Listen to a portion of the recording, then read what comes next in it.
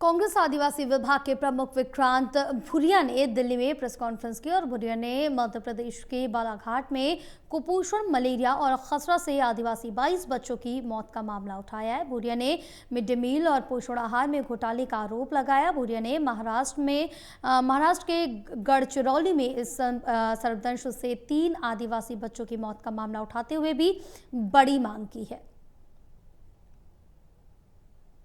एक बड़े मुद्दे को लेकर प्रेस कॉन्फ्रेंस की है युवा कांग्रेस नेता आदिवासी मामलों के प्रमुख विक्रांत भूरिया ने। विक्रांत भूरिया जी, क्या आरोप आपके हैं, क्या मामला है? देखिए, मामला बहुत बड़ा है। 2 मामलों को लेकर आज प्रेस कॉन्फ्रेंस हुई है। एक आपके बालाघाट में जो 22 बच्चों की जान चली गई कुपोषण, मलेरिया और मीजल्स से, और गढ़चिरौली में 3 बच्चों की जान चली गई सांप के काटने से ट्राइबल हॉस्टल में। तो जो बालाघाट में जिस तरह का ये हुआ है, ये इसलिए भी दुखद है क्योंकि उनको 6 महीने से पोषण आहार नहीं मिल रहा था। जो टेक होम पोषण आहार होता है वो नहीं मिल रहा था।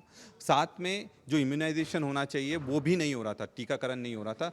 80% से कम अभी टीकाकरण का दर वहाँ चल रहा है, जबकि ये यूनिवर्सल कवरेज होना चाहिए इसके लिए। और आंगनवाड़ियाँ 3 साल से वहाँ खाली पड़ी हुई हैं।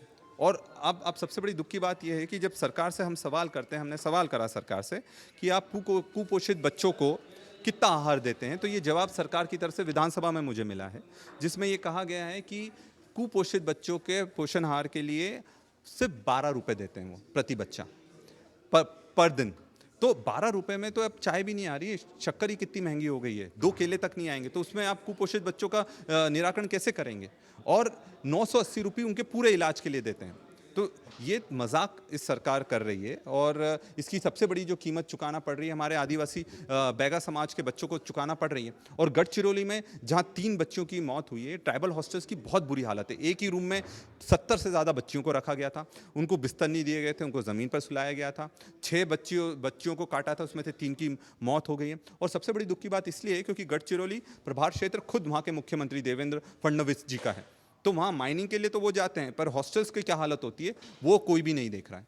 तो 2 राज्यों का विषय आप उठा रहे हैं, क्या किस तरह की मांग कर रहे हैं, जांच की मांग आप कर रहे हैं? देखिए, मांग साफ है कि एक तो सेफ्टी ऑडिट होना चाहिए सारे ट्राइबल हॉस्टल्स का, क्योंकि आज की हकीकत ये है कि ट्राइबल हॉस्टल जो कांग्रेस के समय बने थे वही चल रहे हैं, उसके बाद से उनका सेफ्टी ऑडिट ही नहीं हुआ है।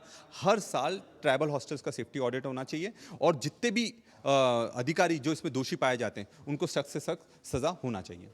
धन्यवाद बात करने के लिए। और एक बड़ी जांच की मांग करते हुए इस पूरे मामले को उठाते हुए युवा कांग्रेस नेता और जो आदिवासी मामलों के प्रमुख हैं विक्रांत भूरिया ने बड़े आरोप लगाए हैं। कैमरामैन विदर्भ के साथ प्रदीप कुमार, टोटल न्यूज़, दिल्ली।